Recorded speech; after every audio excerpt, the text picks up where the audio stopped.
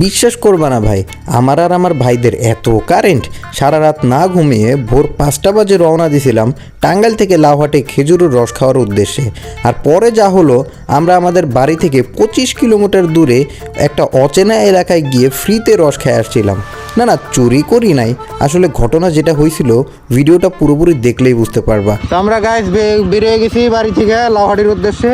তো আমরা রওনা দিলাম আমাদের বাড়ি থেকে, বাট শুরুতে প্যারা ছিল হচ্ছে আমাদের দুইটা বাইকের একটাতেও তেল নাই, আর তেল ভরার জন্য যাইতে হবে সিলিমপুর পাম্প স্টেশনে। সেটা ছিল এখান থেকে প্রায় 10 কিলোমিটার দূরে। তো আমরা কনকনে শীতের মধ্যে ফাইজলামকি করতে করতে যাইতে থাকি, আর 20 মিনিটের মধ্যে আমরা পাম্পে পৌঁছায় যাই। তেল ভরার পর আবার যখন রওনা দিই, তখন প্রকৃতির মনোমুগ্ধকর সিন দেখে প্রাণটাই জুড়ে যায়।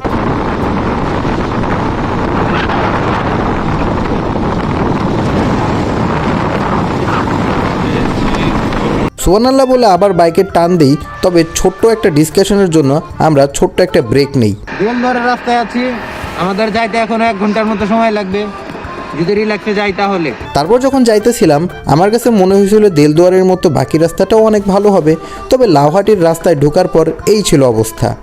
যদিও অফরোড, তারপরও অনেক ভালো লাগতেছিল, কারণ ভোরের কুয়াশাটা এতটাই বেশি ছিল যে কখনো মনে হচ্ছিল মেঘের রাজ্য সাজেকে এসে পড়ছি, তো কখনো মনে হচ্ছিল বান্দরবনে এসে পড়ছি।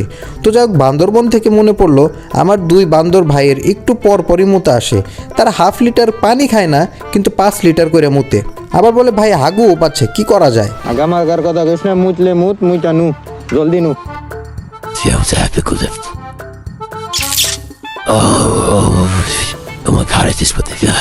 তো আমি ভাবলাম কেননা সোহানের মূত্র বিসর্জনের একটা সিনেম্যাটিক ভিডিও নেওয়া যাক।